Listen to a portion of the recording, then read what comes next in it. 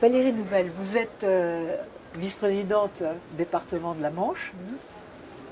Le mix énergétique chez vous, c'est vraiment un vrai sujet Alors, c'est et vrai une réalité. Donc le mix énergétique de la Manche, c'est effectivement toute la diversité des énergies, puisqu'on va des énergies nucléaires donc sur le territoire avec prochainement la mise en service de l'EPR, et puis aux énergies marines renouvelables et à leur complément qui est l'hydrogène, puisque nous sommes le département pilote pour l'hydrogène qui permet le stockage de l'énergie produite par des énergies renouvelables qui, elles, sont intermittentes. Donc ces différentes sources d'énergie s'accompagnent aussi, volet important du mix énergétique manchois, de la rénovation du bâti existant. Puisqu'on parle aussi production d'énergie, mais nous on pense aussi rénovation du bâti pour consommer moins d'énergie. Donc un mapping complet des solutions énergétiques, et puis avec un gros avantage pour la Manche, c'est que le réseau électrique qui est associé à l'industrie nucléaire va nous permettre aussi d'envoyer sur le réseau l'ensemble de l'énergie produite par les énergies marines renouvelables ou énergies renouvelables terrestres aussi. Vous avez le port de Cherbourg qui est dans votre circonscription, si je puis dire, dans votre département. Donc là, vous allez avoir, normalement, la première pierre a été posée pour l'usine de Naval Énergie, pour pour fabriquer des hydroliennes. Est-ce que vous avez d'autres espoirs, si je puis dire, d'attirer autour de cette infrastructure avec les différentes entreprises qui sont déjà présentes? Je pense à CNN, bon, il y en a quand même pas mal d'autres. Où est-ce que vous en êtes de cette filière hydrolienne?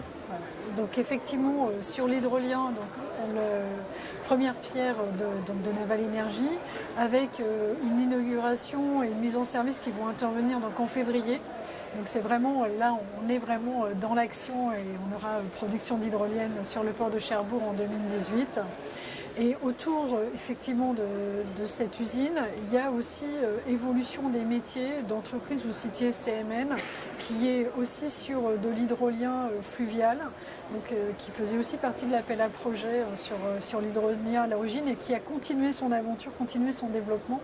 Donc c'est vrai qu'on combine sur le port de Cherbourg donc des compétences très importantes en matière d'industrie métallurgique, d'électronique, donc tout ce qui est mécanique, fluide.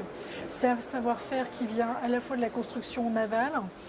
On a aussi quelques sous-marins, vous savez, en construction sur Cherbourg, donc il y a une vraie dynamique au niveau naval, et aussi une dynamique industrielle liée à l'histoire nucléaire du territoire. Donc on a vraiment une concentration de savoir-faire sur le port de Cherbourg, et puis après un port dont les dimensions, les capacités de portance des quais permettent aussi d'accueillir des industries lourdes. Donc ça veut dire que pour le moment, les deux hydroliennes, que ce soit HydroQuest, qui est aussi part pour une aventure marine et qui pour le moment est fluviale, et Open Hydro, normalement vous devez couvrir le territoire. Oui, alors en fait, c'est vrai que c'est une couverture du territoire, mais il ne faut pas voir que donc un enjeu territorial à travers ces marchés de l'énergie.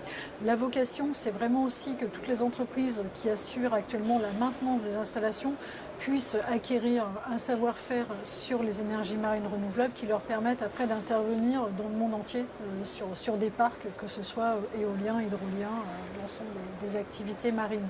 Donc il y a vraiment cette dynamique à la fois pour la construction, mais aussi pour la maintenance et l'exploitation de tout ce qui est installation type hydrolienne.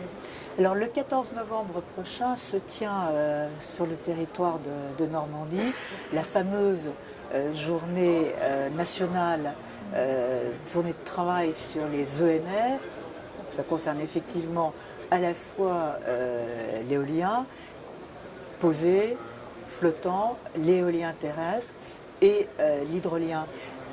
Pour le département de la Manche, quels sont les enjeux au niveau de l'emploi et au niveau de la formation?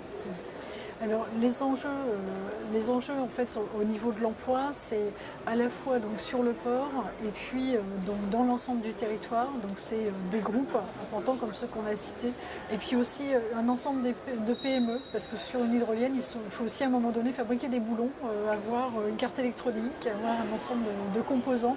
Et donc ça concerne vraiment tout le tissu industriel cherbourgeois.